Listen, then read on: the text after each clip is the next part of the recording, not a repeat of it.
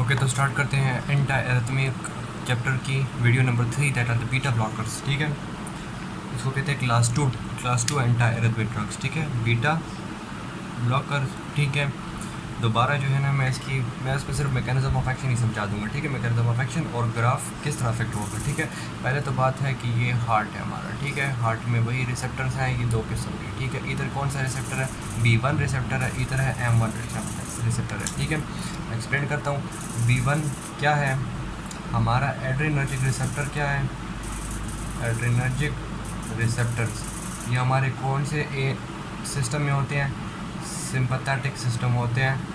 Sympathetic system हमारा क्या, fight और फ्लाइट रिस्पॉन्स करता है। ठीक है, उसमें कौन से होते हैं, इसके जो है ना एड्रेनर्जिक रिसेप्टर होते हैं। एड्रेनर्जिक मतलब एड्रेनलिन, नॉर एड्रेनलिन या नॉर एपिनेफ्रिन और एपिनेफ्रिन। ठीक है, ये न्यूरोट्रांसमीटर है। ये किधर एक्ट करते हैं, रिसेप्टर्स पे एक्ट करते हैं। कौन से, अल्फ़ा 1, अल्फ़ा 2, बीटा 1, बीटा 2।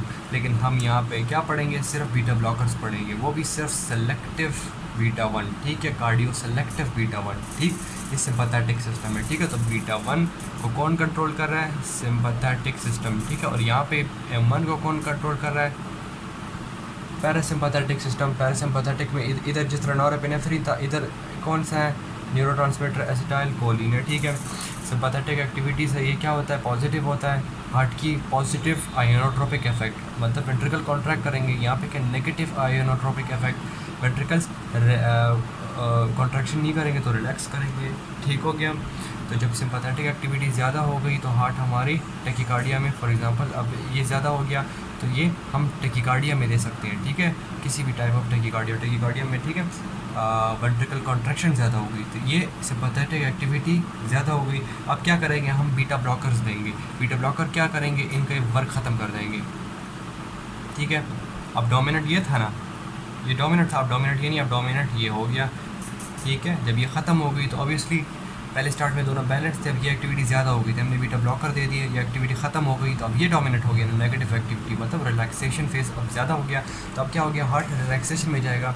अब इसका ग्राफ में किस तरह होगा, इधर जो है ना वेंट्रिकल कॉन्ट्रैक्शन कौन करवा रहा है, ऐसे नोट करवा रहे हैं। ठीक है, ऐसे नोट की वजह से जो फायर हो रहे हैं इम्पल्सेस, उसकी वजह से जो है ना कॉन्ट्रैक्शन हो रही है। तो हम ऐसे नोट की, ये मैंने बना दी ऐसे नोट की कॉन्ट्रैक्शन। ठीक है, फेज़ 0, फेज़ 1, फेज़ 2, फेज़ 3 और ये ऊपर जब जा रहा है फेज़ 4।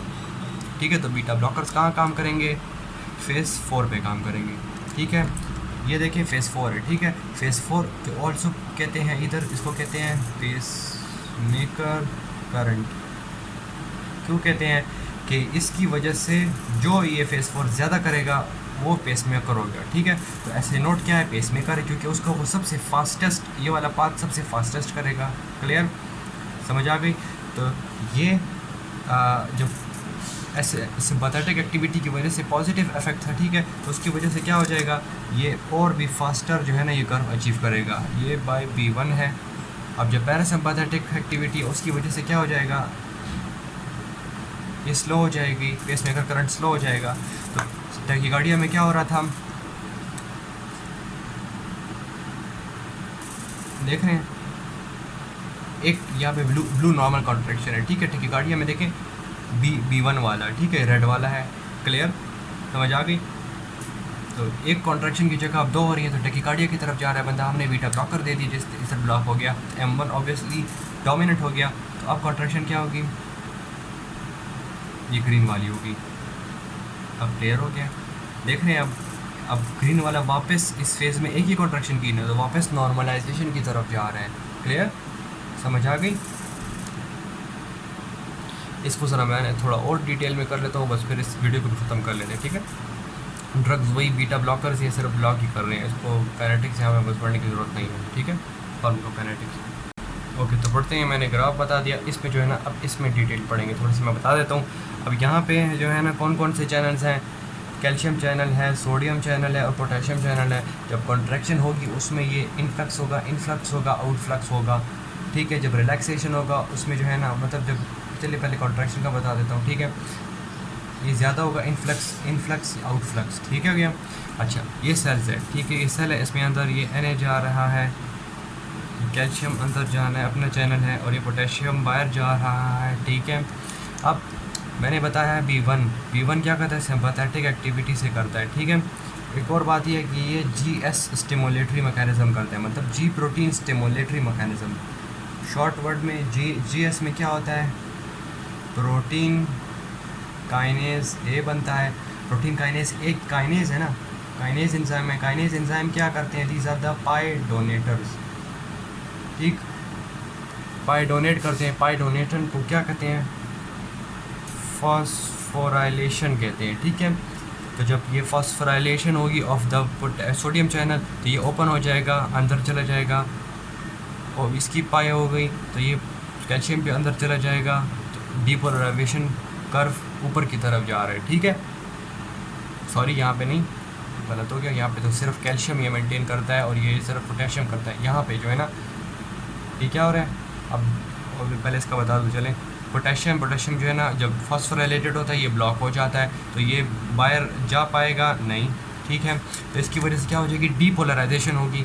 तो अब अगर ये फेज़ 4 नॉर्मल हो रहा है, तो अब B1 की वजह से, सिंपैथेटिक एक्टिविटी की वजह से क्या हो रहा है, ग्राफ ऊपर हो गया, क्लियर।